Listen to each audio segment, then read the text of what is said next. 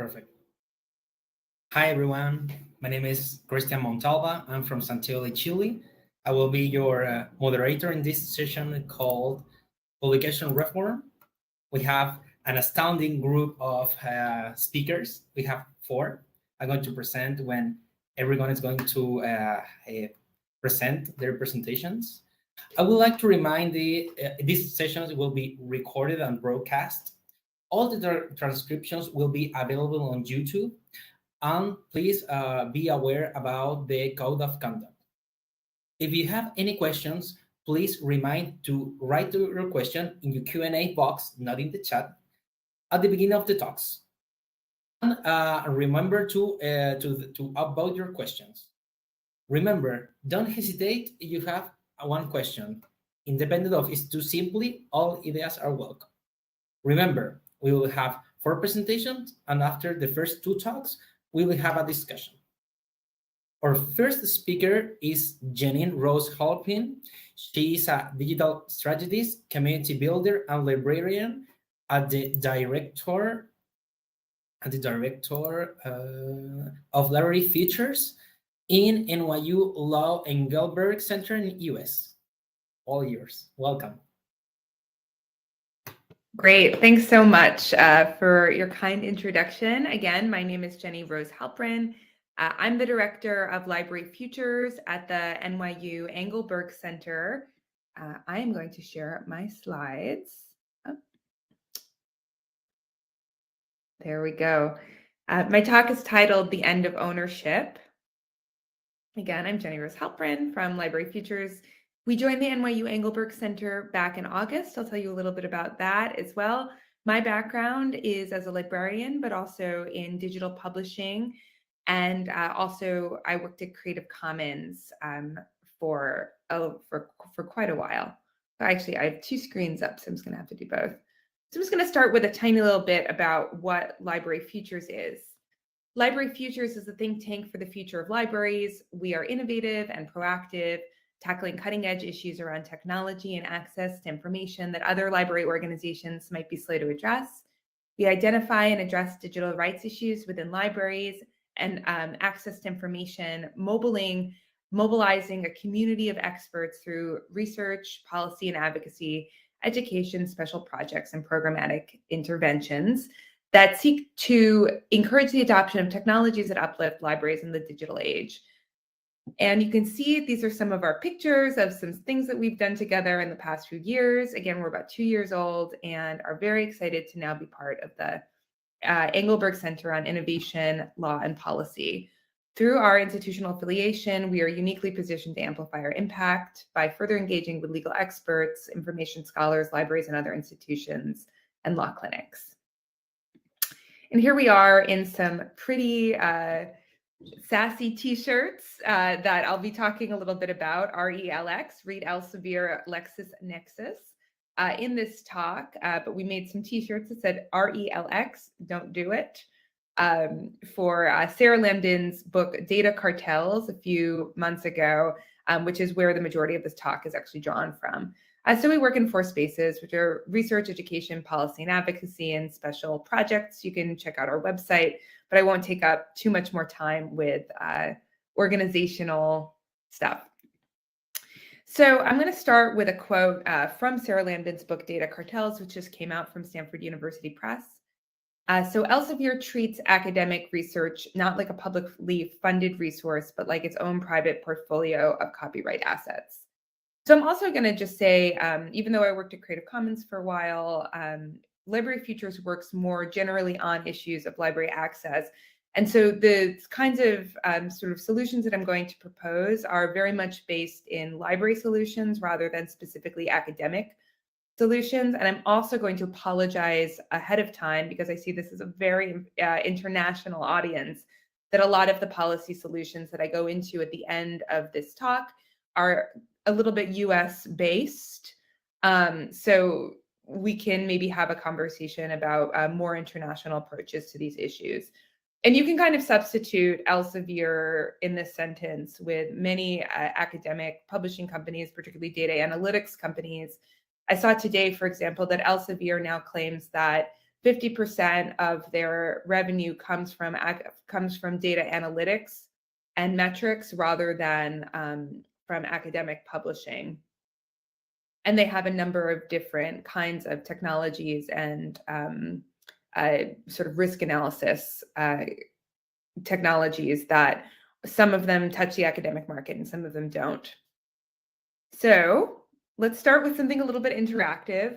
So where does Elsevier and other academic publishers profit? I'm going to encourage everybody to drop in the chat some of your ideas of what are the sort of touch points or networks or nodes where Elsevier or another academic publisher might profit.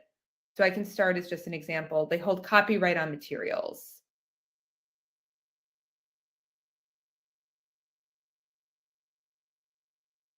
Let's see if we can get a couple in. Subscriptions, perfect.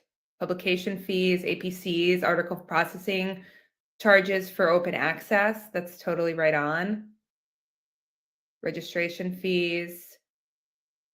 Citation software is one that I think a lot of people don't think about, like Crossref. Licenses, embargoes, bundling fees, impact metrics, selling data, absolutely. Individual article fees, licenses, totally right.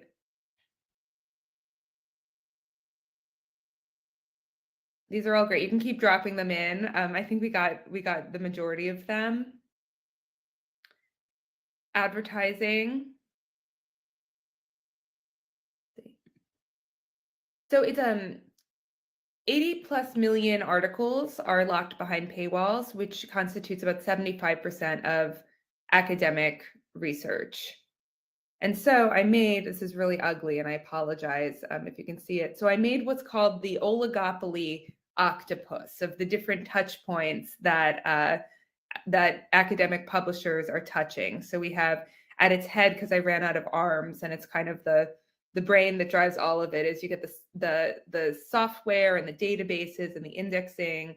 You have one arm is data analytics, input and payment, output and findings, copyright, impact factor, and then you have other academic products. And when I put this out on social media and said, what did I forget? People said all the other pieces of risk analysis and data analytics software that these companies control.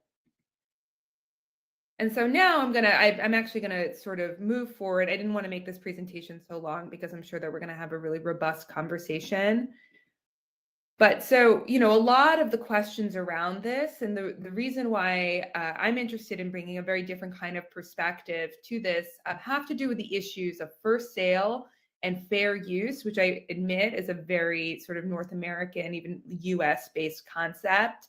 But there are other solutions that I'll go into that are not necessarily fair use based in the digital context. And the reason why I have a little shrugging face is, at least in the US, the courts kind of still aren't sure about how to treat first sale in the digital context. And what that means is that the majority of materials of content that people work with are now licensed. And so, you know, universities are buying large subscriptions, but they're buying licensed content, which largely treats content and articles and academic information like software. So you don't actually own it. So I'm going to come in with a quote from a book called The End of Ownership by Jason Schultz and Aaron Perzanowski. When a library buys a physical book, it exhausts the copyright owner's interest in that particular copy.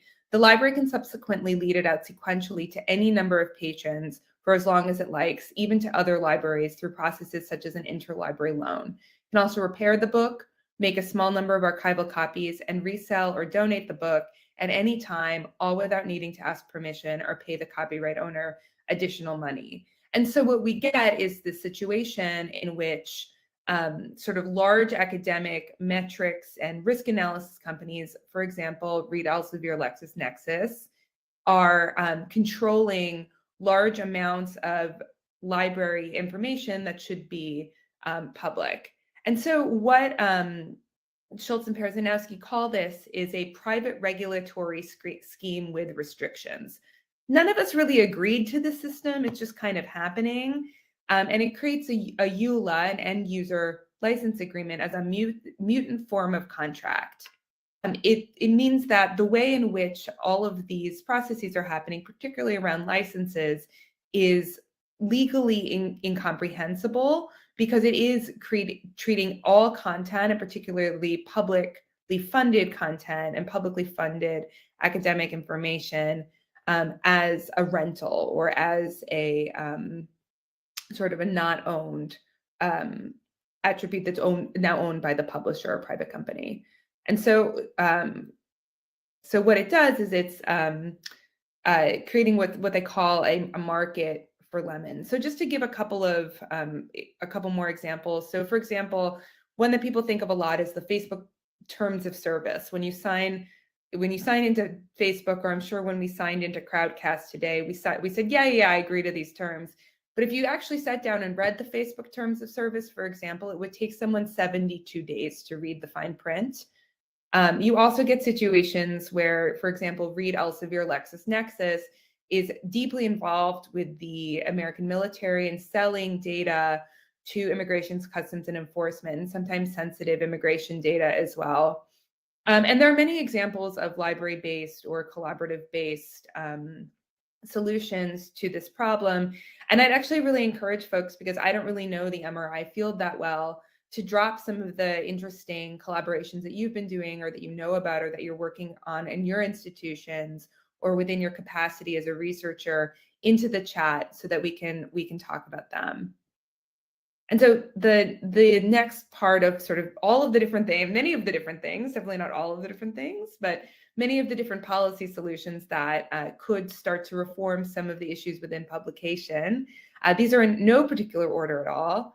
But so the first could be that there could be greater enforcement of what's called digital first sale. So when you buy it, you own it. You have the rights conferred to you within ownership to do what you will with it within the boundaries of copyright. So another could be more flexibility and clarity in fair use or fair dealing, particularly globally. There's been some talk at WIPO of creating a new sort of global fair use. This is a long shot. It's a bit high in the sky, but fair use is very powerful and could be very powerful globally. This one I really like is treating digital copyright like other property issues. So that means that much like you can create an easement on your physical property in order to kind of allow people to use it, is that you could create an easement for the public good. So yes, we have these companies who still might still own the copyright, but for the public interest, access is permitted as an easement. Because this information is, for example, or this material or this research is publicly funded, or it would, for example, with the COVID models, help speed up innovation in some way. Another is a much lax enforcement of copyright in academic settings. Everybody knows about Sci-Hub. Didn't need to be enforced, could be. This is another sort of solution that might be useful. Congressional action, at least in the US, Congress has a lot of power. They could take action on this issue. And some of the ways that they could do that is through antitrust enforcement, government intervention or FTC action on big deal bundling, anti-competitive practice and non-disclosure agreements. And in the US, we've started to see some of this happen. So the OSTP released a memo a few months ago that made it so that in 5 years, all publicly funded research in the United States will be made publicly available. And this was a huge step. It is non-binding, right? So there could be a stronger statement from the FTC. There could be stronger rules around this through congressional action. And then policy intervention and just the metrics and brokering issues, I think would also go a really long way. And then here are some more sort of more global solutions. A lot of these come from our friends at Knowledge Rights 21, who are doing very similar work on copyright and ownership and digital ownership and library ownership in Europe.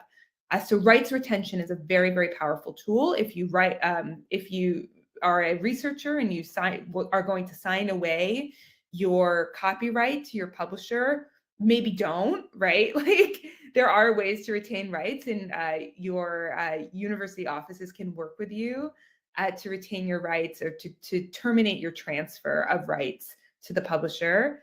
Controlled digital lending, or called secure digital lending in Europe, is something that we also work a lot on. It is also based on the concept of digital ownership, where if you buy one copy, then you can lend one copy, and you can't lend more than one copy. It's a 1-to-1 ratio.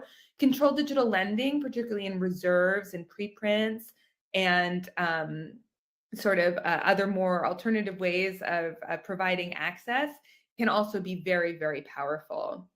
Another is protecting users' rights from contract override. So if you are a user, you also have certain numbers of rights. So this could also be sort of looked at from a user's perspective. If you're a university student, for example, and cannot get access to your materials, then your rights are being violated as a student, because if your institution can't afford it.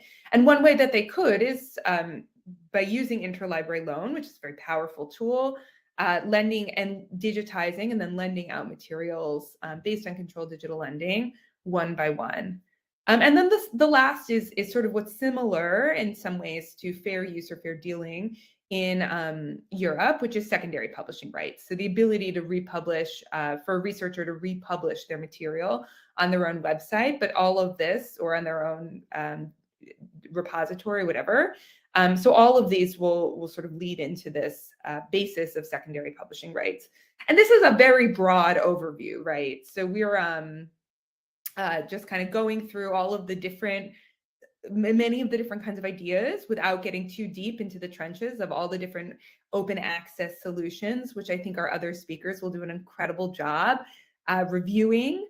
But these are just some policy solutions, and also some of the sort of state of where we're at in a very short presentation. And so I'm just going to end with this quote from Heather Joseph, the executive director of the Scholarly Publishing and Academic Resources Coalition. People can still get access to resources with a card, but it is no longer with a library card or a student ID. It's with a credit card. And I think this idea is really powerful. It's something that I think a lot about, and the ways in which academic research has been monetized and very much has been taken out of the hands of the people and put into private companies. And again, not in all cases. And I'm really excited to hear from my fellow panelists about some of the ways that, particularly in the MRI field and in other fields, people are really subverting this very troubling trend. But I do think that there are regulatory solutions to these trends as well. And I think that they are very much in our hands. So with that, I'm going to hand it back over to Christian, to our moderator. Thank you so much. Feel free to put your questions in the chat, and I really look forward to a robust discussion.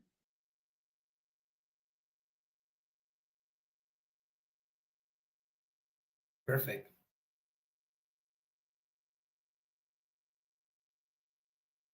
Amazing presentation, Jennie. Thanks for all. We're still have time for my Q&A questions. I have one from Nico. It's like, she says, really interesting talk. In the event that someone isn't able to get support of their institutions locally, what do you suggest to scientists can do to take ownership of their work? That's a really, really good question. Oh, I see. This is how the questions work. Okay, cool. That's a great question. So in the event that your institution doesn't have a scholarly communications department, there are organizations, mine included, that would be happy to support and looking over a contract. I do think that individual researchers have more power than they think they do. Not to put the onus on individual researchers, not to say, well, if you just didn't sign bad contracts, this would be a problem. But there are ways to exercise your rights. For example, being able to retain your own rights, so you can put your research and your materials on your own repository or on a preprint server. Also choosing journals to publish in that encourage preprints and that encourage sort of innovative ways of publishing work. But I also know that that isn't available to everybody. And also I know that within, the APC world, the article processing charge world, that often people just kind of have to pay them. But I would really encourage you to reach out to an organization like Spark. There's Spark in Europe, there's Spark in Africa. I think there's Spark in Latin America, SPARC. You can reach out to us at Library Futures, and we can help you look at the contract and ensure that you're not giving away all your rights to Elsevier, that you're not signing a bad contract. Again, not sure if that's available to everyone, but I really do think that you should exercise your own power as an individual researcher and lean as hard as you can on your institution in hoping that they back you in not signing your rights away and maintaining ownership of your own materials. I have a question. It's like, this is it's a very polemic. For instance, in my university, I have access to some journals, not everyone, and most of some countries that have different kind of laws is like we only access to Sci-Hub in some point. It's like the superhero, but everybody knows it's illegal.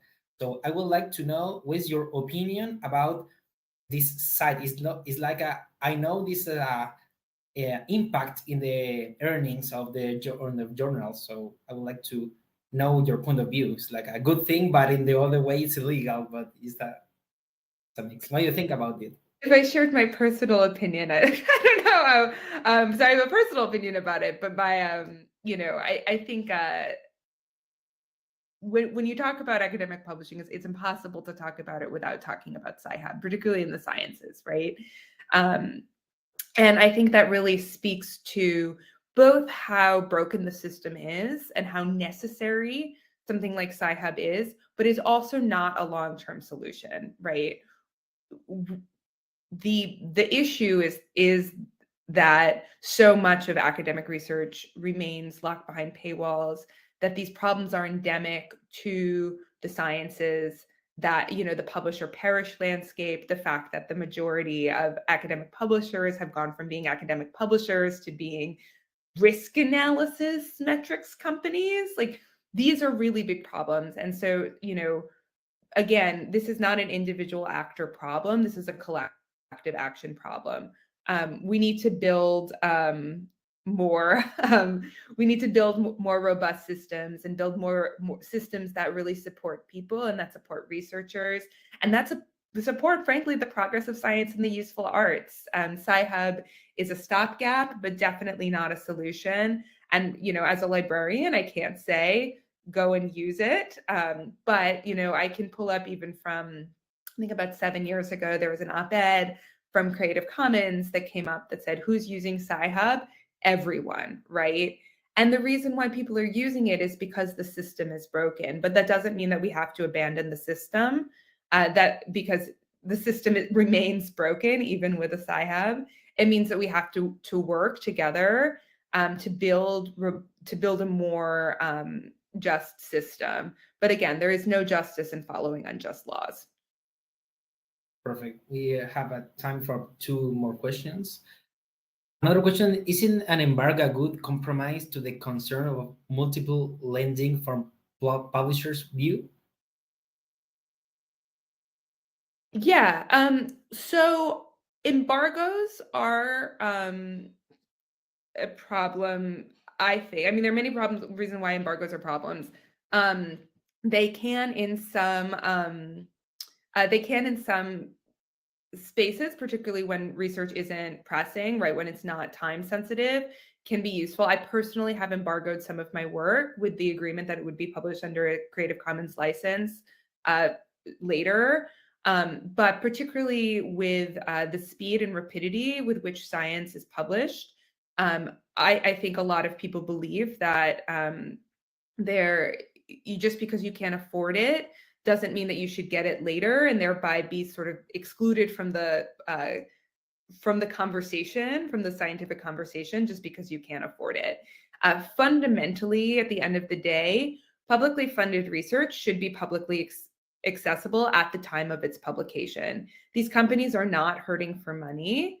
And the entire economic system and set of incentives upon which they operate, which currently operate to surveil, track, and punish people who share and academics, have to be changed. So I think embargo in certain cases, like to give a very personal example, I wrote for the American Library Association's book. The work I was writing was not particularly pressing. They embargoed it for 3 months so they could sell a book. And then it was released for free on the internet. I think that's fine. I think when we're getting into issues of scientific progress, then it can be really problematic because it sort of leaves people out. That being said, we're just about to publish at Library Futures a white paper on digital ownership. And one of the solutions that we explore is the idea that there could be, for example, a springing license, which is different than an embargo. So, for example, if an independent publisher, an independent academic publisher, published something and had to reach a certain threshold for it to be free, just to recoup their costs and to be able to make it financially sustainable. A springing license, which means that it will open up as soon as they reach that, is absolutely a viable alternative. There are many organizations that are exploring that. I think Knowledge Unlatched or Knowledge Unlocked is one of them. And MIT Press has also explored that as well as a way to make more sustainable open access. So I think, again, complicated. Embargoes can be good. I don't think necessarily in the sciences. Springing licenses can be a good solution. But again, I was talking sort of more about general policy solutions rather than sort of the many individual ways that people have thought about solving the problem of open access. And I will say there are so many really excellent products and solutions and ideas and thinkers out there. And so it really just takes a little bit of research to find some of the really innovative actors within the space. Perfect. Thanks. And the last question is, do we sign away any rights to Elsevier to use the data when we sign to standard license? That's a great question that I don't know if I can answer. I don't want to give the wrong answer. I think that would take a review of the license that you sign. I'm sorry to totally cop out. But because of non-disclosure agreements, I know that most people can't share the kinds of licenses that they actually sign. But creating that kind of transparency and what it is that you actually are signing away is really crucial. So I can't personally answer that. My guess would be, like, to some extent, yes. If nothing else, I mean, the question is, in terms of your own citation metrics, in terms of your own, tenure review, in terms of your own career, there is value in being able to hold on to your data.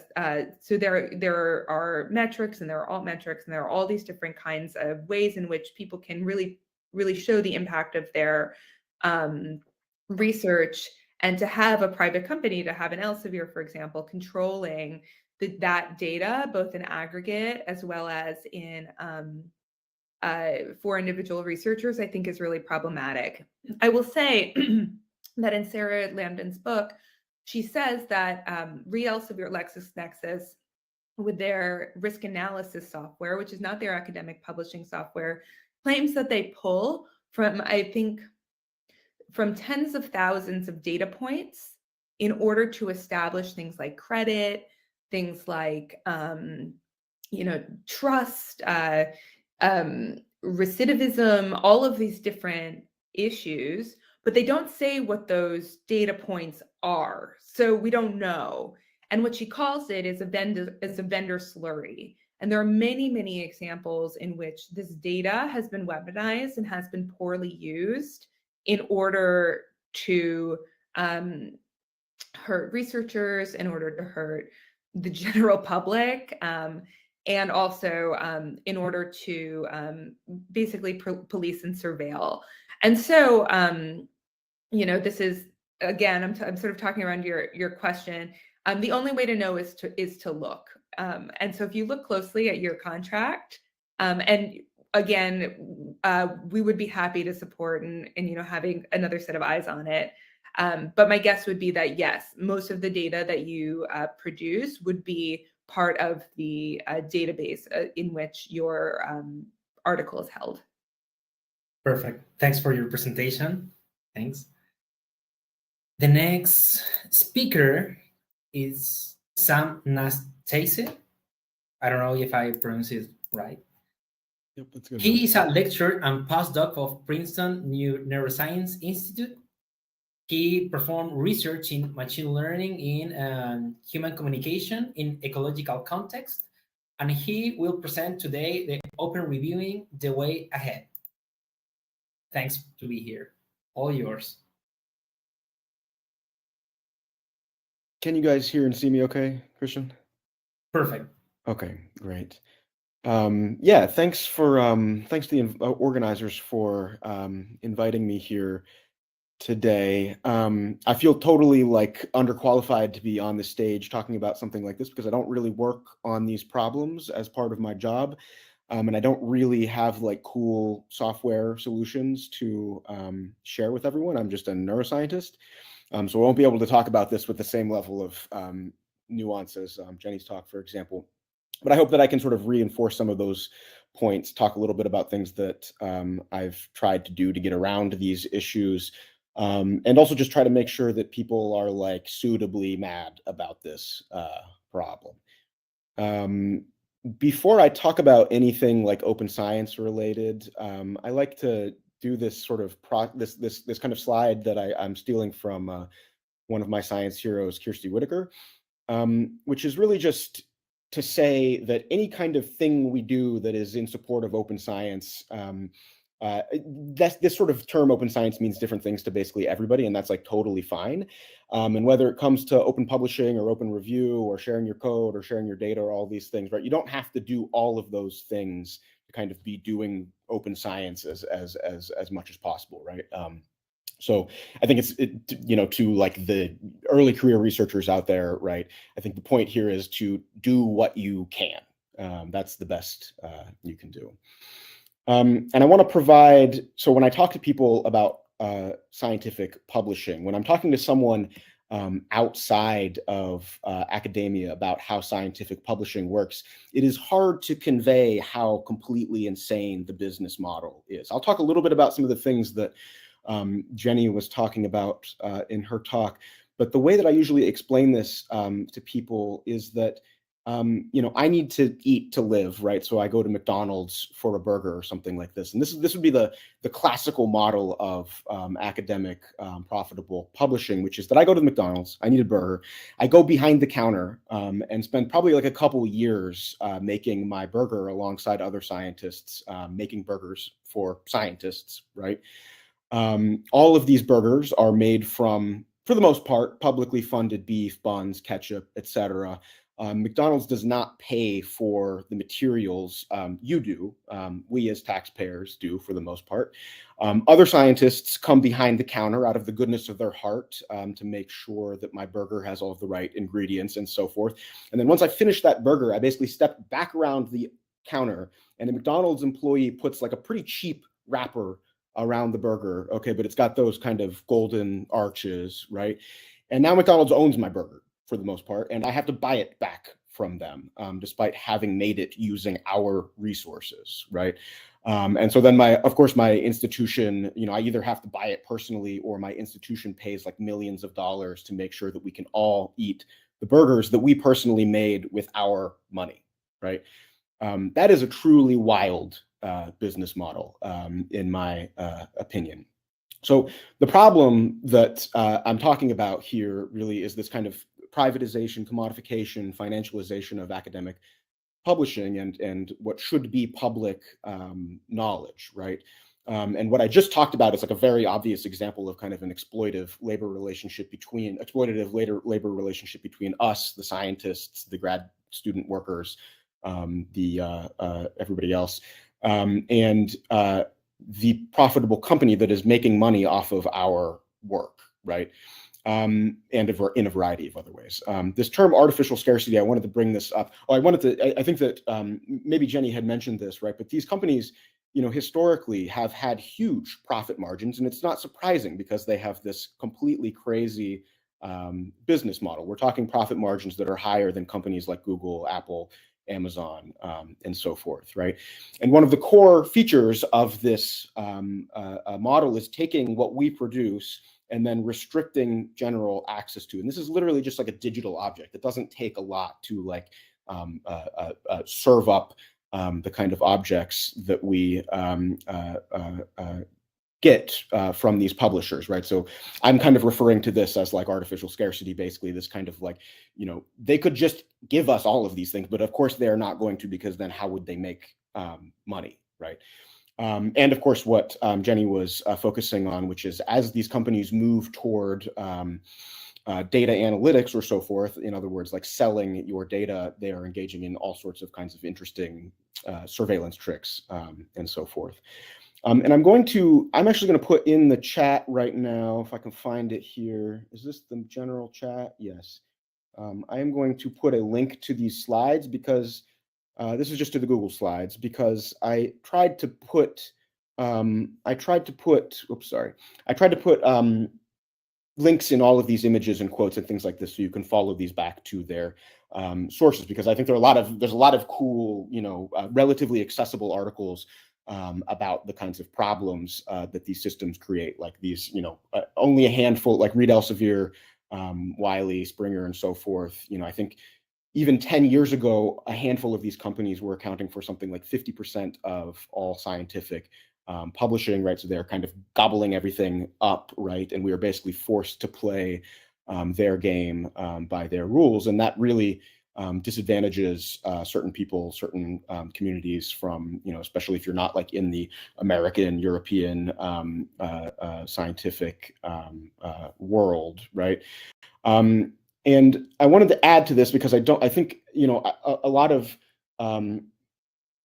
pushback I hear from this is from people who are, they're good scientists who are working as editors for these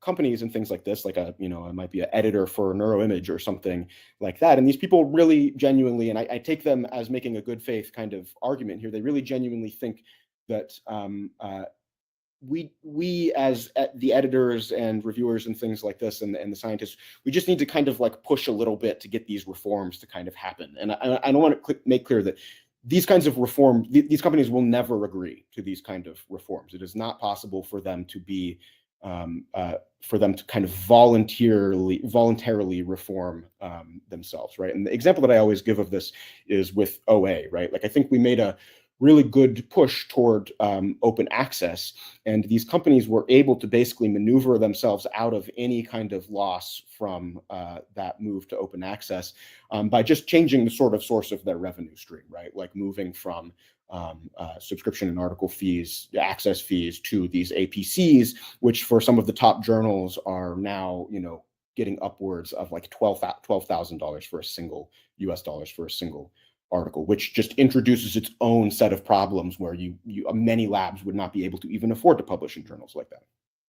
Okay.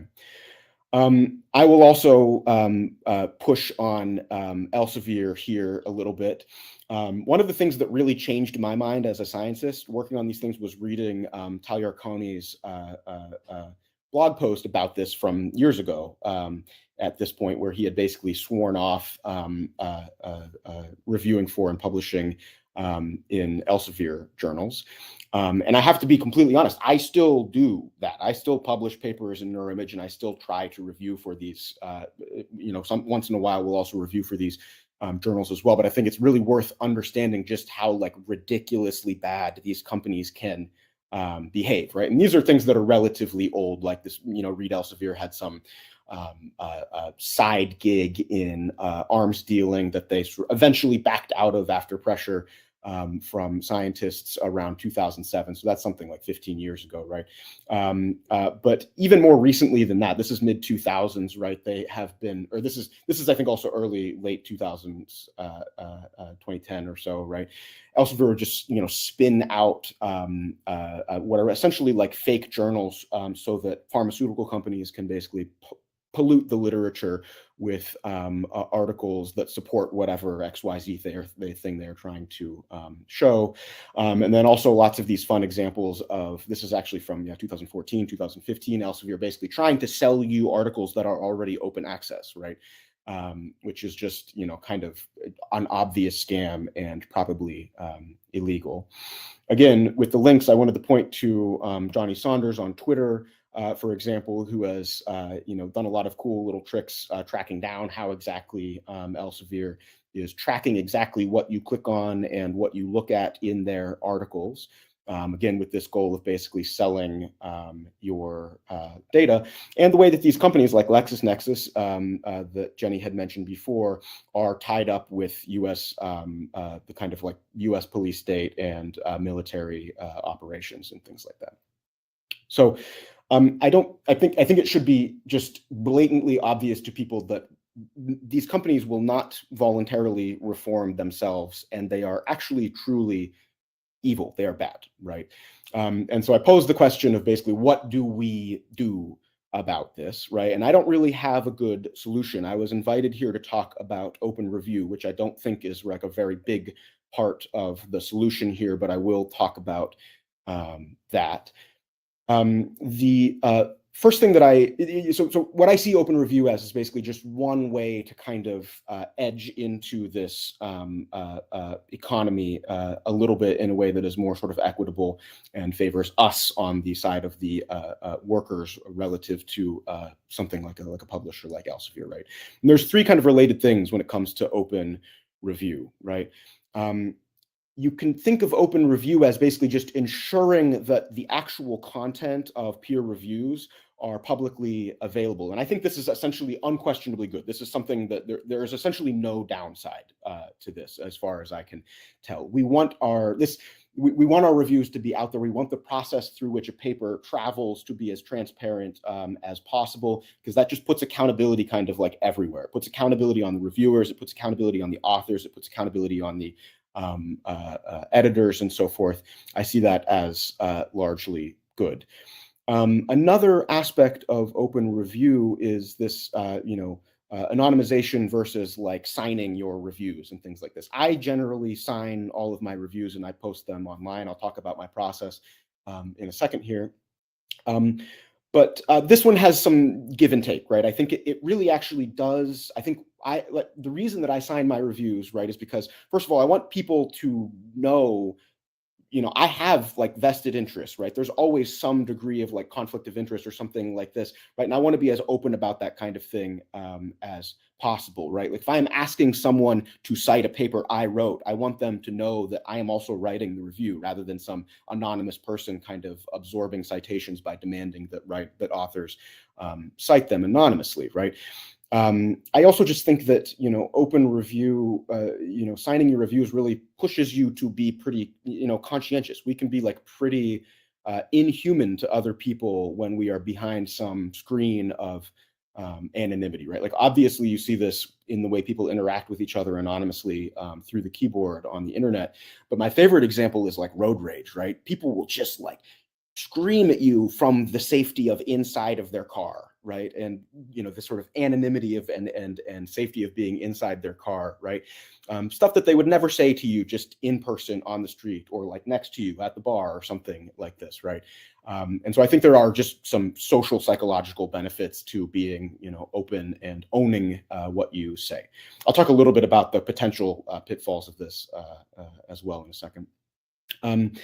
And then I think that the third component here is this idea of open participation, right? And the typical way that review would historically work, peer review, is that an editor would select reviewers, and those reviewers would anonymously, the editor knows who they are, but the authors end up not knowing who they are. The public never even sees the reviews, right? And that is the complete, that is the end of the review process. That paper gets accepted, that's it. Those reviews disappear, they go into the trash, right? And we don't even know who reviewed it, right? And so I think it's just good to allow for anyone to come and comment on some kind of on a paper, right? If you see a bioRxiv preprint, you should be able to, comment on it if you have something like constructive and novel to say about it, right? That should not be, you should not be prevented from doing that just because an editor didn't decide to invite you, all right? So I'll talk a little bit about my process for doing open review, which is not particularly inventive or exciting, but all I do is if a journal asks me to review a manuscript, I look to see if that manuscript is already available as a preprint. Okay, and as far as I'm concerned, if the manuscript is available as a preprint, then I am doing post-publication review, and I will graciously share the review that I write about this paper with the journal for free. And so I publish the review, I try to link it to the preprint, I post it on my website, I post it on maybe something like PubPeer or as a bioRxiv comment, and that's it. And so I have this in here as a sort of reminder to myself that kind of system really crucially hinges on the popularity of things like bioRxiv, right? Having preprints, I mean, when we write papers when I write papers in the group that I'm currently working with, right? All of our work goes towards making the best preprint that we can possibly make. And then we post that on bioRxiv. Once it's on bioRxiv, we'll send it off to a journal. But at that point, it's like, done, great. As soon as it's on bioRxiv, it's published as far as I'm concerned. And then I also want to just point out that I think that I'd love to discuss this a little bit more because I think it's kind of hot on Twitter lately, but I think the approach that eLife is moving to of essentially trying to get rid of that final accept reject decision of the editors and just curate and create a kind of environment for looking at papers in the context of their reviews is a really great move. So but I don't have any fancy tools for doing this. I just put this on my website. So I have a list of the reviews that I've done recently on my website, and I keep it like completely open. I link everything back to the preprints. I don't have any mention of the journal that I may or may not be reviewing for during this process. And again, I think if you feel comfortable enough to do this kind of thing, I totally recommend it because again, it forces you to be sort of accountable and conscientious and treat the authors like, with good faith. And you can also just, build up your academic identity in some sense by, not just sending these reviews into the void. So let me just try to reiterate what I see as the sort of benefits that I've kind of glossed over over the course of the talk, right? So I really think it's important to have reviews as part of like the public record because it makes the process much more transparent and much less wasteful. I have been asked to review the same paper by like multiple journals. When the second journal comes around, I just say, okay, I already reviewed this paper. They haven't made any changes since then. Here's my review. And if they make revisions, I'll sort of update my open review, right? But I think it's good to have that kind of transparency and accountability through, science as a process. We want to see all of the steps that are being we really, unfortunately, want to see the sausage being made as publication over the course of publication, right? I also think it's a nice kind of side feature of open review that it provides a resource for other people to look at, right? Like a lot of grad students or things like that, they might be asked to do their first review. They might not be very familiar with the process or might not really know what a review should look like. It's nice to have reviews available online for people to just use as a kind of didactic tool. And then finally, I still sort of commit to this idea that open review really pushes people to be more constructive and conscientious. It's hard to be like a total asshole with your name on it out in public like that. There are some potential drawbacks to this, right? I do think if you look at the machine learning world, computer science and things like this, they do a lot of open reports of like the reviews are openly available, but they are anonymous. And that I think can be good in certain situations when it is appropriate to be very critical, for example, or when there are possible conflicts of interest and things like this. I think that posting public reviews like this can be pretty intimidating for early career researchers. And it might seem like it's more work in some sense, but I encourage people to just go ahead and do it. I mean, we want to move towards that. So anybody who's able to set a precedent like that, I think should. And then you do hear about this kind of this problem of retaliation, right? Of other scientists, getting mad that you reviewed their paper in some particular way, and coming back on you for it, whether it be in hiring or reviewing your paper or something like that, right? And I mean, that probably does happen. I don't think that's a problem of open review. I think that's a problem of just bad people in science, right? And I would hope that problem does not actually happen particularly much. Okay, I want to end by basically saying, this is relatively short, but I just want to say that, again, I don't think that open review is a very big part of this problem. I think open publishing is actually quite a huge problem for science, and just doing better science like data sharing and things like that really are important and make a big difference. But what I want to draw your attention to is that all of these problems that we have in science and in publishing, these are all sort of reflections of larger scale societal problems that have to do with like labor exploitation and things like this. I want to highlight, for example, that there are 50,000 or so UC graduate student workers and so forth on strike right now for a fairer wage. They are going into their fourth week of strikes right now. That kind of thing is completely contiguous with our struggle against like privatization of our scientific publishing as well. So I think it's good that we should put some effort into kind of maintaining control over the products that we create, like our reviews. But just keep in mind that that's like a very small slice of the problem, and that it is very much contiguous with everything else. Okay. So I'll stop there and then take any questions. I gotta find the question screen here if there's anything in there. Perfect, Sam. Thanks for your presentation. I have a couple of questions. Mm-hmm. The first one, I remember, there's a lot of different kind of journals that you need to pay to be published. Mm-hmm. So I remember when the pandemic starts, they have a notice in a journal. Some researchers, they perform an experiment about to send a fake research. It's about a relation with Pokemon and COVID. Mm-hmm. And what do you think about that? How this is important to review? Because in some point you are not expert of every topic, but if you in some point they review again or a third or fourth time after publishing on how it's going to be there to avoid this fake research or bad practice research. Yeah, I mean, I think it's important to just like the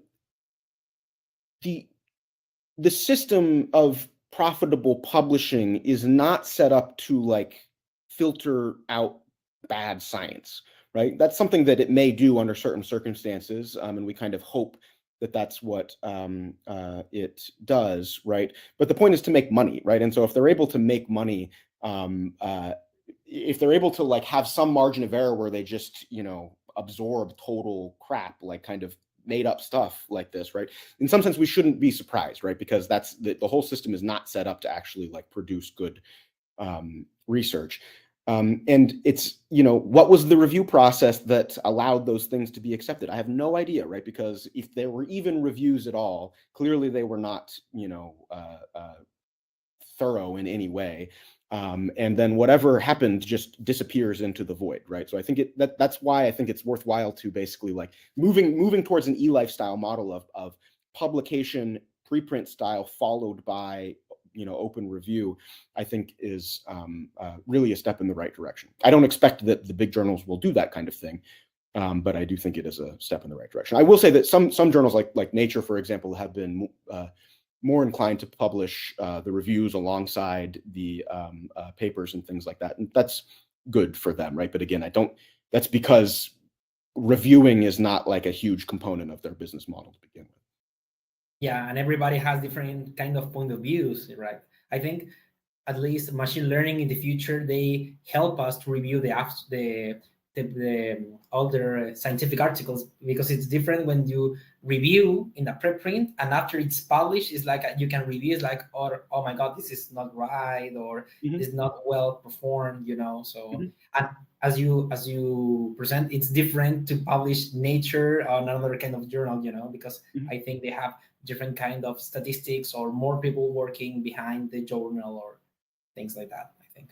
Yeah, but I totally agree with all of that. And I would just say that I don't think that, for the most part, these journals that charge, the most prestigious journals that charge huge APCs, for the most part, I do not think that they put the content that goes through those journals to much greater scrutiny than any other journal, right? I don't think Nature puts too much more scrutiny on those articles than NeuroImage does, for example, right?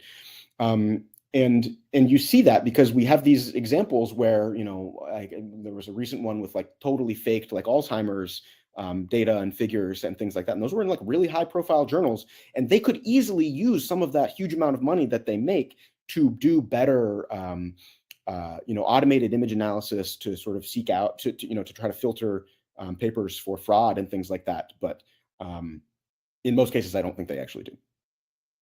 Perfect. Thanks for the answer. We have a question. Hugely appreciate of the grown-up perspective. How can the PIS help support early career researchers in the hours you describe? Yeah, that's like the best question. One of the things that I have written down from when I was listening to Jennie's talk, right, is like, where is the point that like we still, like, early career researchers still have a lot of pressure to publish in these journals. Why is that, right? Because the incentive structure is kind of a mess, right? Let me just make sure I don't lose that question. The incentive structure is kind of a mess, right?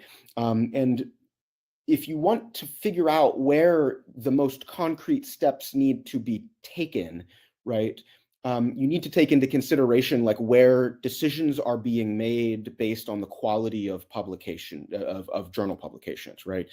And so the main point of intervention that I can see there is at the stage of particularly when people are going up to try to get faculty positions, when they're going up for tenure. So that's the kind of hiring committee stage, right? And then also for funding decisions. So like funding agencies like the NIMH and so forth. Those are the points at which like your career hinges on you having some kind of a paper in some kind of high profile journal, right?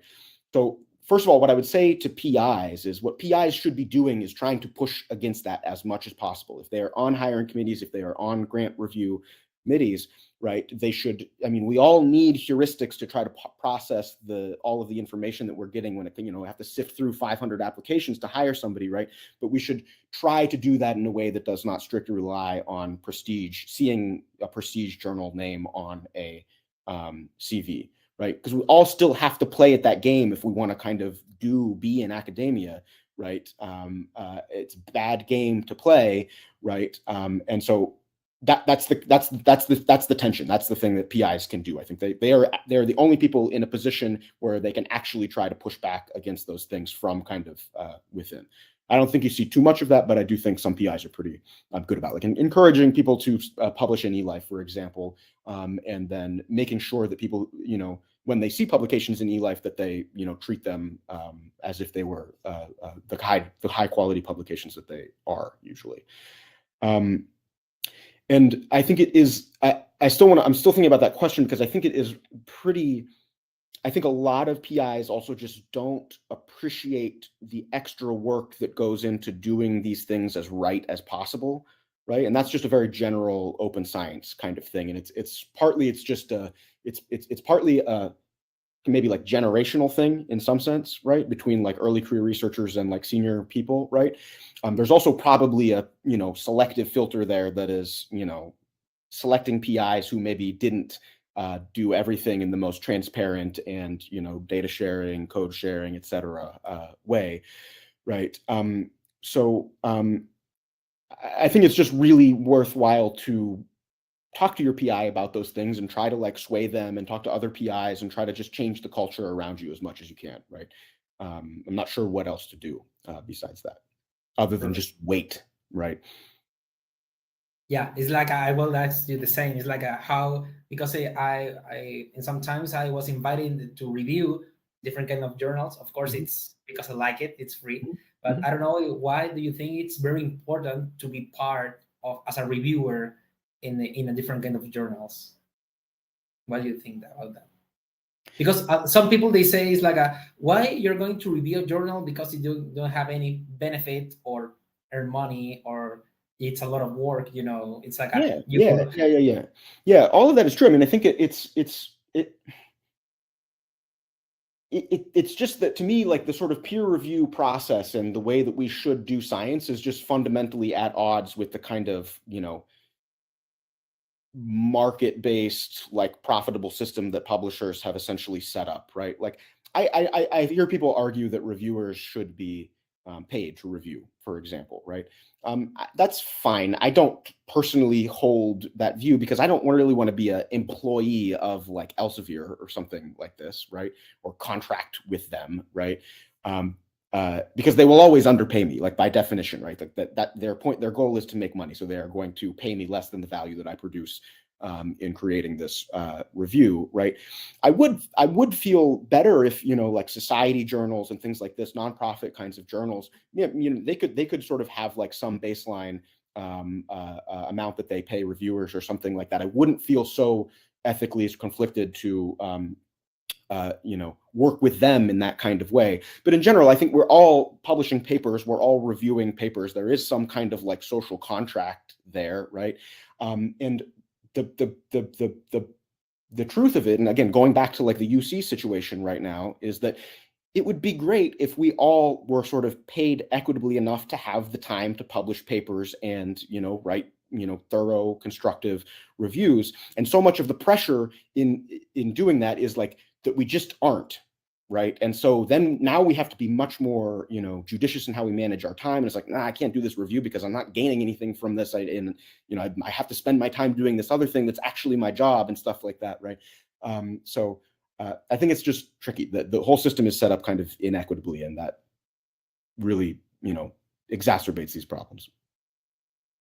Perfect. Thanks for your presentation. Our next speaker, it's Nikola Stikov. He is an associate professor of biomedical engineering in Polytechnique Montreal Heart Institute. Welcome. And Perfect. He is going to present about integrated transparent publishing with NeuroLibre. All yours. Excellent. So thank you very much for the invitation, and it's really good to be here. Last year I was traveling at the time that MRI Together was happening. I wasn't able to participate, and I'm really happy that it's happening again. And I've been following with great interest the topics that we've discussed. So today I was asked to talk about NeuroLibre, which is our executable preprint server. But I will also talk about why I think NeuroLibre is the natural extension of the academic paper, going beyond the 10-page PDF. And I do also have an affiliation with the University of St. Cyril and Methodius in Skopje, Macedonia. That's my home country. And some of the work that I'll be showing here is actually done in collaboration with that university. So let me tell you first a little bit about my career path. I did my undergraduate, my master's, and my PhD at Stanford. And I was working at the Magnetic Resonance Systems Research Laboratory, which was founded by Al Makovsky. Al started out his academic career very successfully in color television. And then in his 50s, he actually became faculty working on MRI. And then these are people that came out of that lab and became faculty themselves. So it's a very productive lab. Here you will see myself and my family. And I won't have many equations in this presentation, but I will have one, which is an MRI equation that shows that the signal-to-noise ratio is proportional to the square root of the time that you spend acquiring data. Now, think of this as a metaphor. If you want to increase the signal-to-noise ratio by 2, if you want to double it, you need to spend 4 times as long. And people in this lab have been taking their time. They've been known to do their PhD for more than 10 years. And I really liked that about Al's lab, and my supervisor, John Pauly, endorsed it as well. And as a result, I actually ended up getting a PhD from Stanford in 2009 without having published a single academic article. The very first one that I published was in 2011, more than a year after I got my PhD. And a lot of the stuff that was in this article was not included in my thesis. My thesis was all about a lot of engineering solutions we've done, short one-page abstracts, because I never felt comfortable writing anything longer.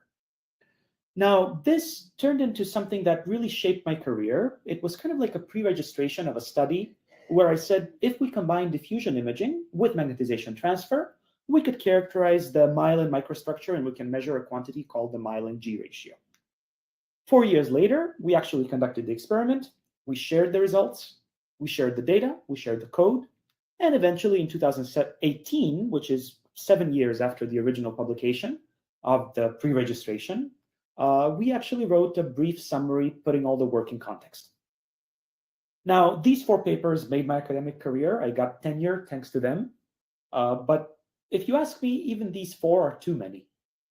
I would have loved to see this as a single paper that starts out with a pre-registration, goes through the experiment, the data, the code, and eventually gives you an interpretation of the results.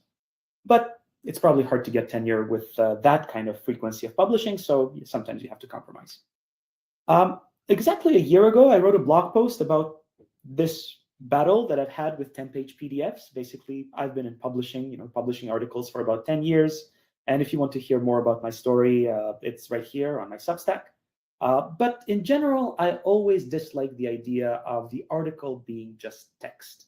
I think it doesn't make sense. I don't think it ever made sense.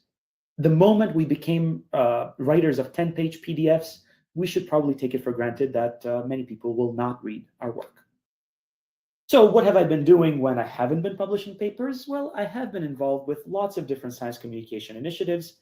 Some pretty mainstream. I was on the board of the journal Magnetic Resonance in Medicine. That is the leading journal in the field of MRI methods development. I was also a guest editor of NeuroImage. I guest edited a special issue about microstructural imaging with MRI. But on the more non-standard, non-commercial applications of science communication, I started a blog for the Organization for Human Brain Mapping. I also started the blog for the International Society for Magnetic Resonance in Medicine. I worked on publishing a magazine called Highlights, where we interviewed people working on MRI research. I started a website for science for kids in my home country in Macedonia. And we have about 100+ videos about improving biology, math, physics teaching of kids. And we also have a foundation.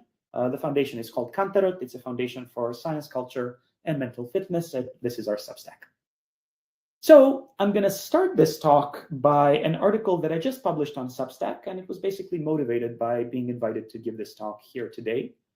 And the title of the talk is ChatGPT and Galactica are taking scientific papers to their logical conclusion. And I'm not sure how many of you are aware of ChatGPT and Galactica. They've been all the rage on social media these days. But basically, these are large language models that can emulate the way people talk. And then Galactica in particular emulates the way that scientists talk. And I gave a prompt to DALL-E asking to show me artificial intelligence swallowing an academic article, Banksy style. And this came out, which I thought was, really clever and kind of funny. You have this artificial intelligence that it's really kind of like a robot and a trash can at the same time, swallowing an article. And then we have the letters AI, really kind of as a Banksy graffiti. And if you want to read the whole thing, here's a QR code and here's the link. The whole essay is motivated by a quote from Margaret Atwood that says, taken to its logical conclusion, every story is sad because at the end, everyone dies. So you could see the implication I'm making here. I really think that these AI language models will take the scientific paper to its logical conclusion, but then hopefully the paper will be reborn as something else. And that is what I want to talk to you in the second part of the talk.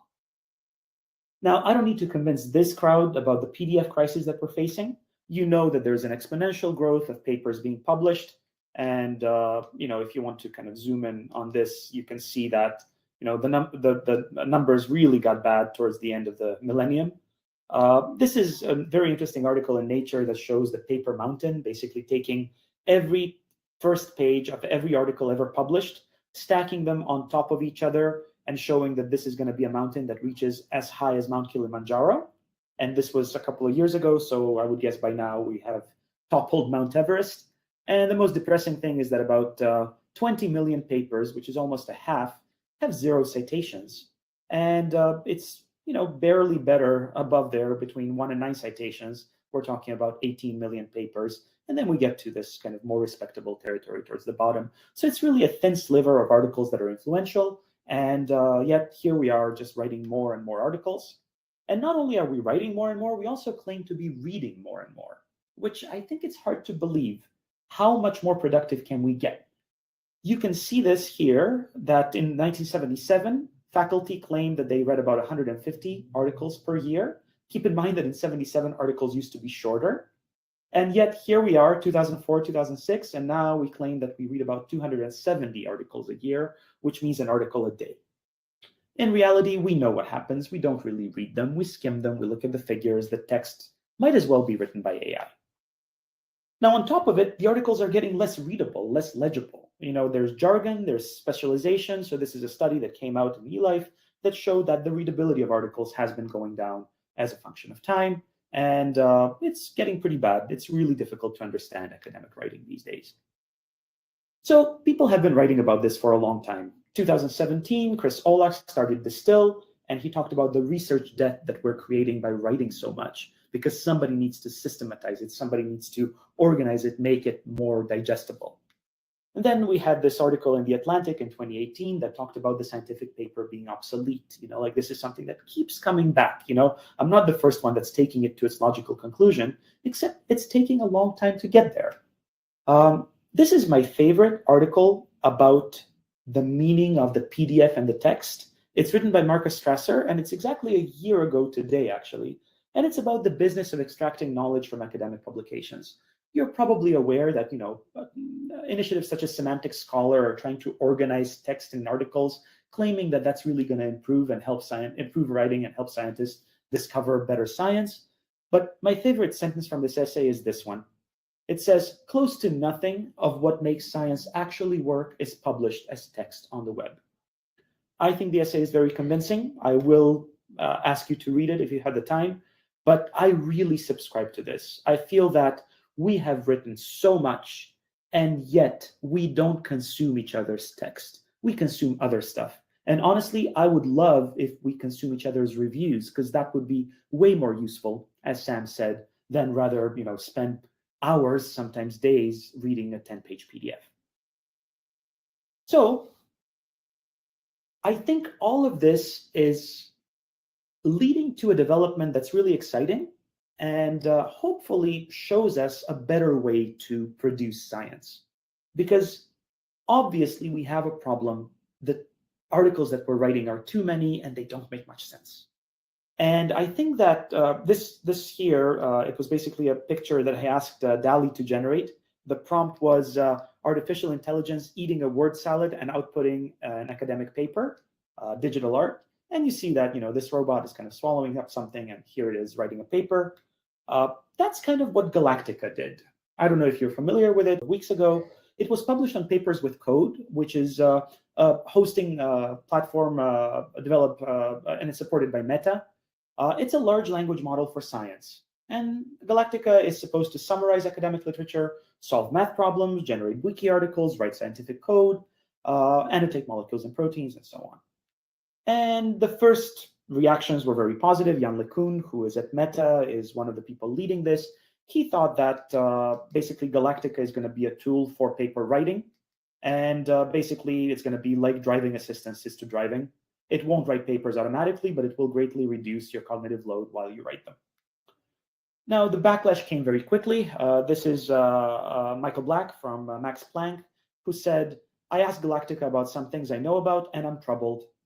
In all cases, it was wrong or biased, but sounded right and authoritative. I think it's dangerous. Here are a few of my experiments and my analysis of my concerns." And a lot of the points there were very valid. Sure, Galactica will say lots of things that are not really based in reality. we actually tried it on a project that we have developed. We gave it a prompt called vendor neutral MRI pulse sequences for quantitative MRI. It actually did surprisingly well. Pretty much everything that is written here is technically correct. It's useful, except it credited the wrong institutions because, again, it just guesses which would be the institution that could do this kind of work. And it said NIST and NIH, those are real institutions. And then the quantitative imaging network doesn't even exist, but it made it up and it kind of made sense. So you can see both the pro and the con, like it's a con artist. It manages to convince you that it knows what it's talking about. Now, these two camps are as old as history. Like arguments like this, is technology useful or dangerous, are as old as Wikipedia, they're as old as the internet, they're as old as the Gutenberg press. But in reality, I like this kind of orthogonal approach that says, maybe scientific papers, focus on papers, are vestiges of a bygone era. Maybe you just publish the code and your data, and you explain what the code does. And then there's people who are not even scientists, but they argue that all of these AI-driven commodization of articulateness, especially in elite registers of the English language, is going to degrade its value. And it will degrade the social status of those who depend on it as a status marker. So again, that's written in very high elite language, but what it means is maybe we should just not value being eloquent as much as we used to. Just like we used to value people knowing encyclopedic articles, and then Wikipedia came around, and now everybody can know the tiniest detail about the world. And I don't think this is necessarily a bad thing. So this is from my essay, because I think that as science is getting more computational, papers will either evolve or die, but something exciting is going to happen. Either way, the academic article of the future will be nothing like the 10-page word salads that AI now so successfully emulates. So the question is, what will become of the academic paper once you take away the prose? And I will give you the most intuitive answer. What remains when you take away the prose? Well, in the current setup with the PDFs, what remains are the figures. And that's good because that's actually where the science is. Scientists, when they read the article, they go to the figures either first or spend most of their time on their figures. But here's a figure from about 300 years ago. This is a very famous one. It's probably on the cover of every orthopedic society. It was developed by Nikola in this landmark book called L'Orthopédie, showing how you can fix a crooked tree. But, give that 279 years and, out comes something that is a typical figure in nature. And you can see that we've lost some elegance in the process. These are complicated figures. There's bar graphs. They're really difficult to read. You don't know where they came from. Interpreting them is really, really, really hard. So I think what we've got here is a failure to communicate. This is a quote from one of my favorite movies called Cool Hand Luke. Sticking with Western movies, maybe when you take away the prose, you're left with figures.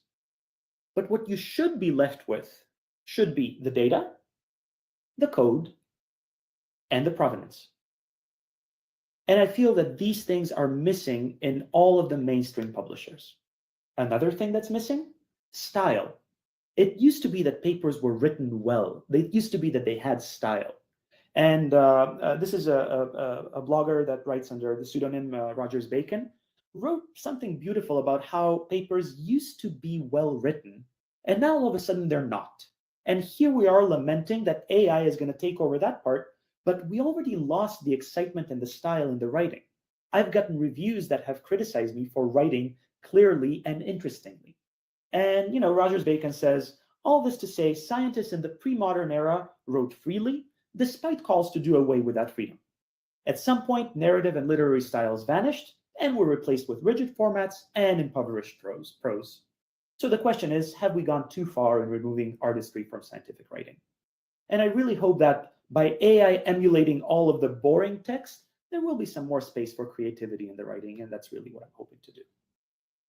So now we get to the part where I want to show you what my vision for the future of the scientific article is. And again, this is not a novel vision. It's been around for a long time. This is a very famous quote by Buckhyde and Donahoe that says, an article about computational science in a scientific publication is not the scholarship itself. It is merely advertising of the scholarship. The actual scholarship is the complete software development environment and the complete set of instructions which generated the figures. Now, this was said pretty much around the birth or the explosion of the internet. Everybody thought that this is the way we're going. In reality, it hasn't happened. So here we are in 2020, writing a blog post for PLOS called the Canadian Open Neuroscience Platform, catching up to Plan S and going further, and trying to tell people our favorite recipe for reproducible analysis. Make the code available on GitHub, make the data publicly available. Environment should be Dockerized, create these containers that can really encapsulate the analysis, and finally present the data in a format that is interactive, that incorporates data and code together with text. And this is what we're doing with the Canadian Open Neuroscience Platform. It's a pan-Canadian $11 million grant. The scientific director is Alan Evans. We have nodes all around Canada, and this is the steering committee.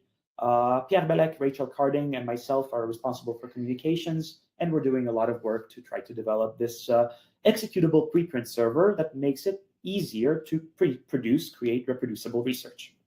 Elizabeth Dupre wrote this perspective in PLOS Computational Biology called Beyond Advertising, New Infrastructure for Publishing Integrated Research Objects.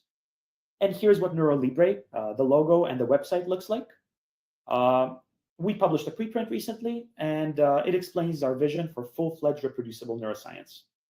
So NeuroLibre is a repository of interactive neuroscience notebooks that seamlessly integrate data, text, code, and figures. It's using cloud infrastructure, and it's making it easy to cache the data and execute a lot of the analysis online. What does a NeuroLibre publication look like? Well, it has 5 layers. The first one is a PDF-compatible document. You can just print it and read it just like any other PDF. But if you take a look at the figures, they're dynamic, so you can observe the actual data points. Not only that, you can change some of the parameters in a simulation, and you can explore the phenomenon right there in your browser. And you can interact with real-world data, like this is brain MRIs, and this is something called a T1 map. So this whole object is about T1 mapping, a technique for quantitative MRI. The code is transparent. You can see it. You can look at it, and you can see what generated those figures. And also in the 5th layer, you can run the code that generates the outputs, and you can also modify it. So it's a living object. It's not just a PDF. And the nice thing is that this actually turned into a preprint for a book chapter. We were approached by Elsevier, and they asked if we want to include this in their book. The book costs $250, and we said, sure, as long as you let us keep our Creative Commons license. So here it is. You can use it, but you're going to have a footnote at the bottom that says that this chapter has been published under a Creative Commons license. And they actually did that. So I think it was one of the early examples of a book chapter as a preprint. Another example, a collaboration with eLife. We know that they're very forward-looking. Basically, what we did is we created a meta-analysis that was online executable. And eLife linked to the NeuroLibre Jupyter book and created an executable research article that substituted spreadsheets in a PDF, which is what usually meta-analyses are, with these living interactive plots where each paper can be looked in context of the different types of tissue that was analyzed, the different types of MRI modality that was used, and so on. And you can also take a look at the figures, you can take a look at the code, you can modify it to see which techniques for myelin imaging are comparable with others. Then there's the journal MRM that I told you about. We wrote an editorial about reproducibility and the future of MRI research. That one came out in 2019. And then we wrote another editorial just a couple of months ago on the open source landscape of MRM. And Mathieu Boudreau, who is the lead author on this, noticed that there is an increase in the number of papers that share code or data from 11 published in 2019 when this editorial came out to 31. So like an increase, a factor of 3 in 2021. So these are encouraging trends. But the question is, what do you do with this code or data? Do you just let it sit in GitHub? And what we're trying to do is make it easier for other people to use this code. So I told you that I've been in charge of this magazine, MRM Highlights. We started it about 5 years ago. We published 4 issues before I stepped down from the board of the journal. And we interviewed lots of people about MRI, but then Mathieu took over, and he decided that the focus of Highlights from now on is going to be reproducible research. So now Mathieu and Maria Eugenia, who are leading this initiative, are interviewing researchers who practice reproducible research. We publish interviews with them about the habits that they have, reproducible research insights. You can find it as a hashtag on Twitter. And we build these interactive research objects for them. So this is a project in collaboration with the Macedonian University, St. Cyril and Methodius. We actually had students who are 4th-year undergraduate students of computer science building these notebooks based on articles published in the journal MRM. And we created this repository, MRPub. Each of these was built by a student who didn't really know MRI, but worked with a researcher to make something that's useful for the rest of the community. Something very similar we did with PLOS. So this is on the open source landscape of PLOS computational biology. Matthew is again leading it, so he performed the same analysis, found that PLOS computational biology also uses a lot of these interactive tools, Docker, Jupyter Notebooks, etc. We also built a notebook for them. They conducted a survey to see how the community is going to react to it. And we hope that this model, where we can build notebooks for people and not require them to have a very strong technical background, is a way of encouraging people to go beyond the PDF. So here's another Margaret Atwood quote. She actually likes this logical conclusion thing a lot. This quote is from Oryx and Craik and says, had he been a lunatic or an intellectually honorable man who thought things through to their logical conclusion, and was there any difference? So I guess this is what this article is doing, is trying to kind of extrapolate the future of the academic article. And I'm going to finish with something that hopefully you don't take it as morbid, but here it is, all of the journals kind of underground, papers probably, undergoing a renaissance and being reborn as something more than a PDF. Hopefully these interactive research objects that can currently be hosted on NeuroLibre. The vision for NeuroLibre is that we're not a journal, we're actually a preprint server. So any journal could use our services if people would like to publish something that eventually will get hosted on an academic journal website. Now, the t-shirt I'm wearing is a t-shirt about a hackathon that we organized in 2019. It was called the MRathon. We actually did a lot of work for NeuroLibre during this session, and now we want to do another one. Basically, we had one in Montreal. We had to cancel one in New Zealand because of the pandemic, but there is one upcoming in Toronto after the ISMRM meeting. So if you're interested in either attending or maybe helping out with the organization, please let us know. I think it's an exciting time to develop some of these interactive, reproducible research tools. So I would like to thank the people in my lab, my co-PIs, my students, in particular Aga Karakuzu, Matthew Boudreau, and Nadia Blostein, who are responsible for a lot of the content in this presentation. And if anybody wants to come and work with us, you collect your degree, you pass through Go, and you come to work for NeuroPoly. That's the name of our lab. So that's my email address. Feel free to reach out, and I look forward to discussing and answering your questions.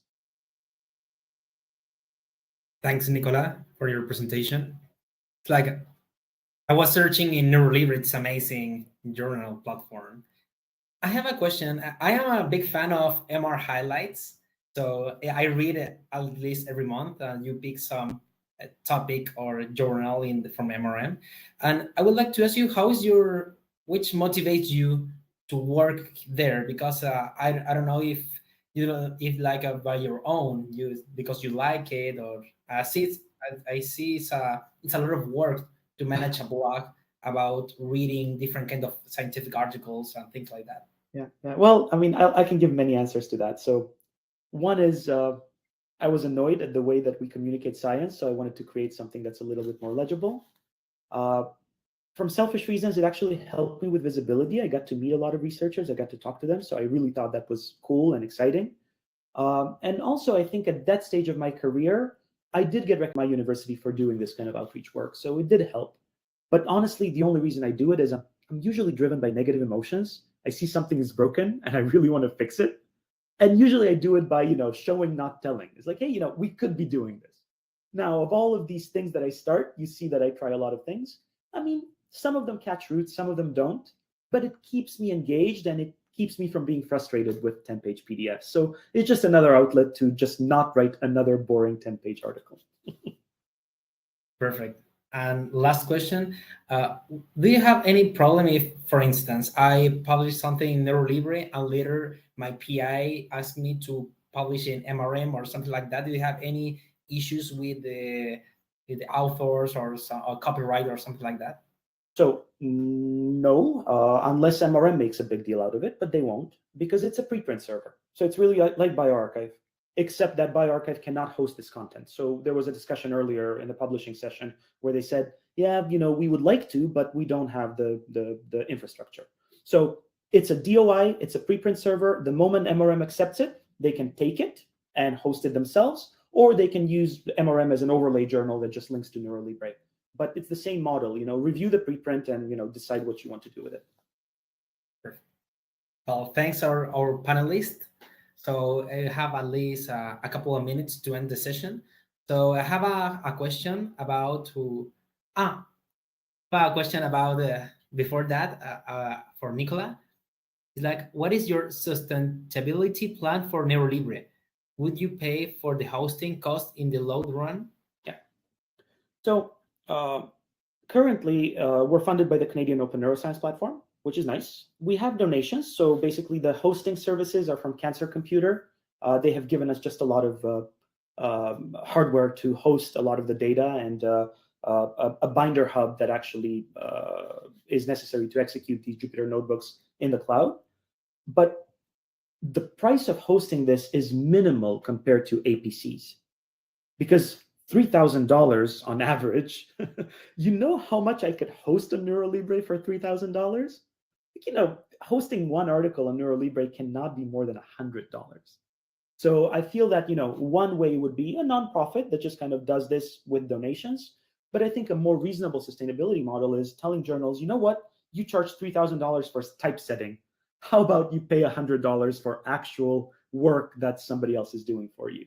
So I'm not too worried about making this sustainable as much as I'm worried that journals don't see it at the moment. And, we're doing our best, but it's not the cost that's holding us back. It's more buy-in, different people developing these tools and convincing researchers that actually this is good for your career, because it is, more work, and hopefully it results in more visibility. That's been my case. Perfect. Thanks, Nikola. So thanks for all, Jennie, Nikola, and Sam, from your presentations. I would like to discuss with all of them with one question from the public. To all panelists, are you optimistic of any serious and widespread paradigm change in publishing in the medium-term future, like in 10 or 15 years?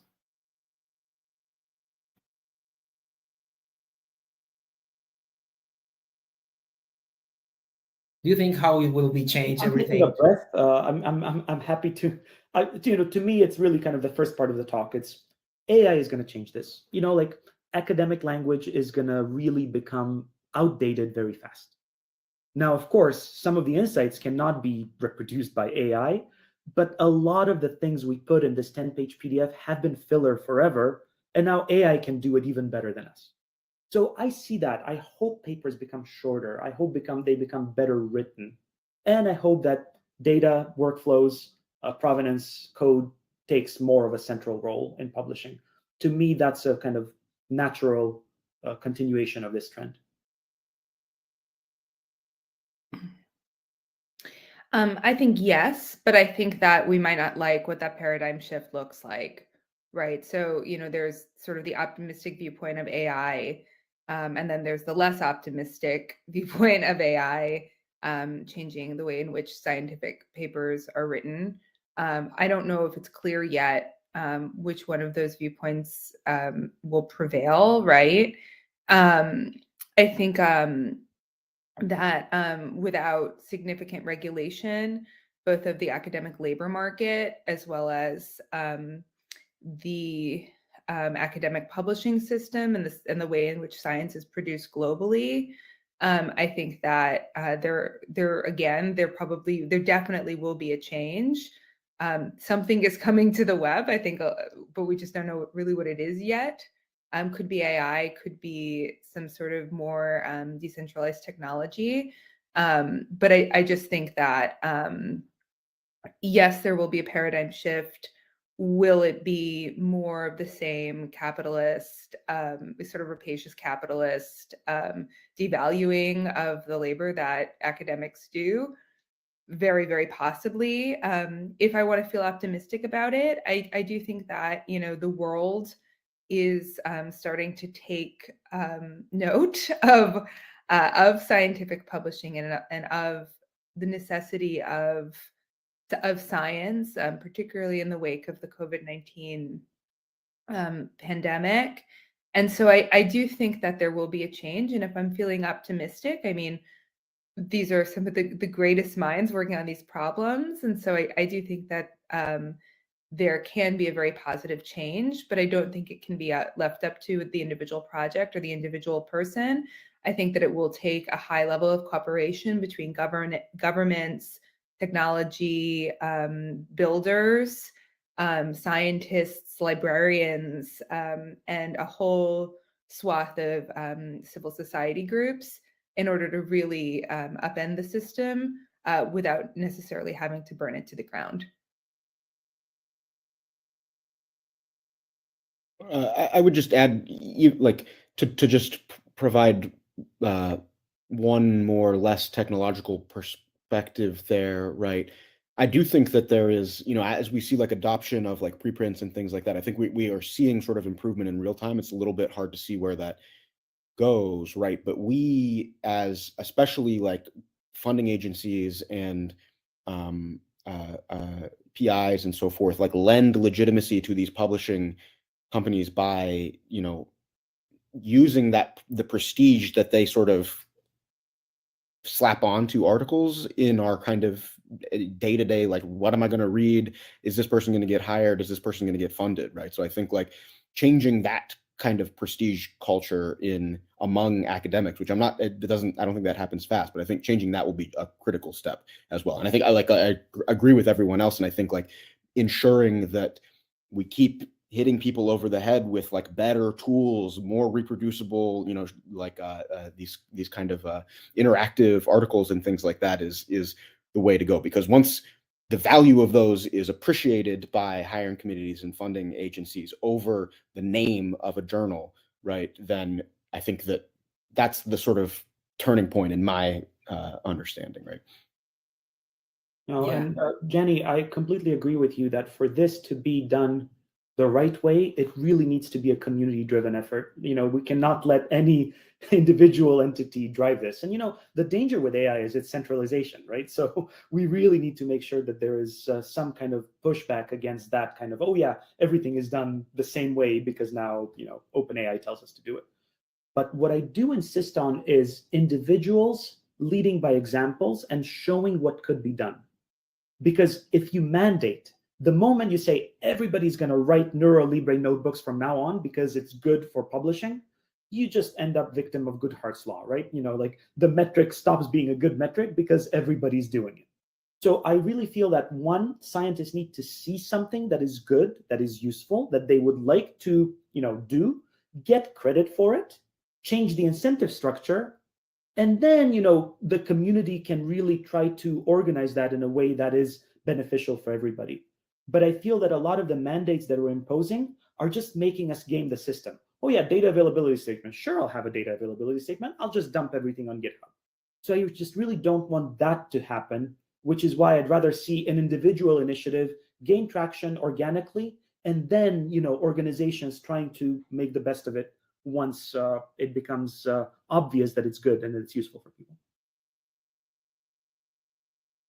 I think AI is going to change everything right now from the future. So I think as I see for example, in MRI, it's like they change the image reconstruction, but not the diagnosis. So I think AI can take baby steps like correcting English, for example, something that's very common in every topic on in research or things, or plagiarism, for instance. I think, but obviously, if I know there are, like Jennie said, there are different kind of things going on, like laws and some copyrights, but I think we need to adapt to this new and be aware about this new everything about the machine learning, how it's going to change our jobs.